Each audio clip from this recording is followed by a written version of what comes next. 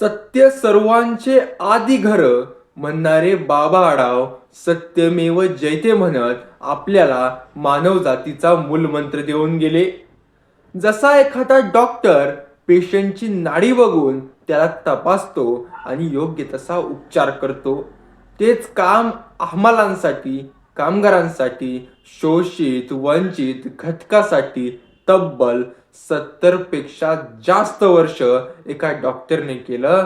ते डॉक्टर म्हणजे बाबा आढाव. त्यांची बोटे पेशंटच्या नाडीवरती कमी आणि समाजाच्या नाडीवरती जास्त चालली आणि त्यातून त्यांनी सामाजिक न्याय प्रस्थापित करण्यासाठी अन्याय, शोषण, भेदभाव यांचे ऑपरेशन केले आणि समाजाला शाश्वतता प्रदान केली. महात्मा फुले आणि डॉक्टर बाबासाहेब आंबेडकरांच्या विचारांचे ते अस्सल आणि खरे वारसदार होते. शेवटच्या श्वासापर्यंत अविरतपणे एखाद्या तरुणासारखं ते संघर्ष करत राहिले, व्यवस्थेला प्रश्न विचारत राहिले.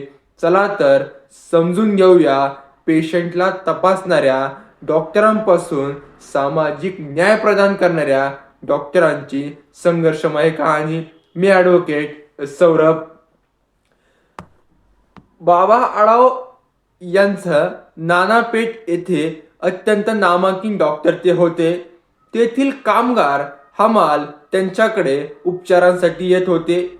त्यातूनच त्यांनी हमालांच्या व कामगारांच्या समस्या प्रकर्षाने लक्षात आल्या व त्यात त्यांना हे कळले की हमालांसाठी कोणतेही संरक्षक कायदे, त्यांच्यासाठी सेफ्टी लॉज अस्तित्वात नाही आहे.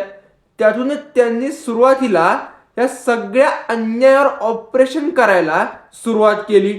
त्यातून त्यांनी आपला स्वतःचा चांगला चालू असलेला आपला डॉक्टरकीचा व्यवसाय 1966 साली संपूर्णपणे बंद केला आणि पूर्णपणे हमालांच्या प्रश्नावर काम करायला सुरुवात केली. सुरुवातीला त्यांनी हमाल पंचायत स्थापन केली. पुढे 1972 मध्ये त्याची कामगार संघटना झाली. त्यातूनच राज्यात महाराष्ट्र माथाडी, हमाल व इतर श्रमजीवी कामगार कायदा मंजूर झाला. माथाडी मंडळाच्या माध्यमातून सामाजिक सुरक्षा, भविष्य निर्वाह निधी, ग्रॅच्युटी आणि बोनस यासारखे हक्क कामगारांना मिळाले. पूर्वी मालक किंवा ठेकेदार आपल्या मर्जीनुसार मजुरी देत असत, मात्र या कायद्यामुळे हमालीचे दर निश्चित झाले आणि हमालांची जी पिळवणूक होत होती ती संपूर्णपणे थांबण्यास मदत झाली. असंघटित कामगारांचं कल्याण आणि सुरक्षेसाठी भारतातील हा पहिला कायदा होता, जे कामगारांना संरक्षण प्रदान करण्याचे काम केले. त्याचं संपूर्ण श्रेय हे बाबा आढाव यांच्या संघर्षालाच जाते. यामध्ये दलितांना सर्व ठिकाणी पाणी मिळावे यासाठी 1971 ते 1973 मध्ये तब्बल 500 गावं फिरून बाबांनी एक गाव एक पानवटा या नावाने राज्यभर मोर्चे काढले.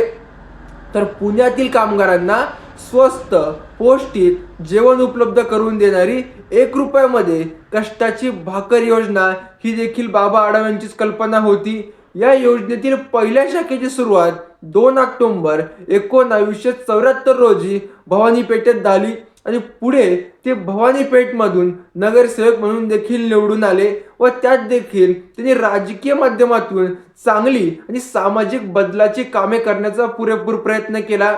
आजवरच्या संपूर्ण वाटचालीत त्यांना तब्बल 53 वेळा तुरुंगवास भोगावा लागला. याच दरम्यान 1962 मध्ये त्यांनी सरकारी पायाभूत सुविधा प्रकल्पामुळे होणाऱ्या लोकांच्या जे विस्थापन आहे त्याविरुद्ध लढा दिला. या आंदोलनात त्यांच्यावर लाठीचार्ज झाला आणि त्यांना एक डोळ्याची दृष्टी कायमची गमवावी लागली. म्हणजे त्या डोळ्यांनी त्यांना काहीच दिसत नव्हतं. मात्र एका डोळ्याची दृष्टी गेली तरी समाजाला दृष्टी देण्याचं काम त्यांनी शेवटच्या श्वासापर्यंत केलं.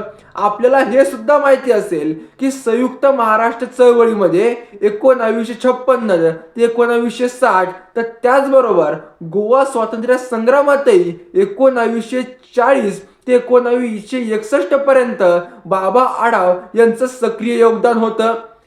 या चळवळीमध्ये महाराष्ट्र असो किंवा गोवा असो यांच्या स्वातंत्र्य लढ्यामध्ये देखील बाबा आढाव यांचं मोठं योगदान आहे.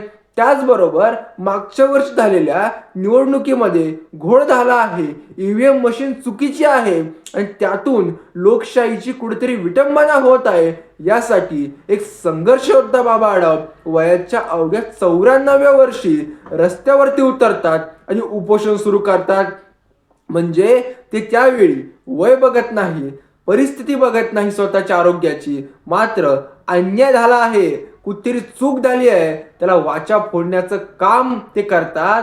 म्हणजे एवढ्या वयातही हा एवढा संघर्षमय असला तरुण हा आपल्यासारख्या संघर्ष करणाऱ्या तरुणांना प्रेरणा देतो, ऊर्जा देतो.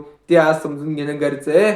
खऱ्या अर्थानं महात्मा फुलेंचा जो वारसा होता, डॉक्टर बाबासाहेब आंबेडकरांच्या विचारांचा वारसा होता, तो जर आजच्या काळात कोणी अस्सलपणे खऱ्या अर्थानं जपला असेल तर तो बाबा आढाव यांनी जपला होता. बाबा आढाव हे आपल्यातून गेले याचं दुःख आपल्याला आहे, मात्र त्यांचे विचार कायम आपल्यामध्ये राहतील. त्यांनी समाजासाठी सगळं सोडून जो त्याग केला, तो त्याग आपण जर घेतला आणि त्या त्यागाच्या आधारावरती वाटचाल केली, नक्कीच आपल्याला देखील हे सामाजिक बदल घडवून आणण्यामध्ये मोठी मदत होईल. ते आपण सगळे मिळून करूया. आपल्या आशा परिवर्तनाची ह्या यूट्यूब चॅनलच्या माध्यमातून डॉक्टर बाबा आढाव यांना भावपूर्ण आदरांजली.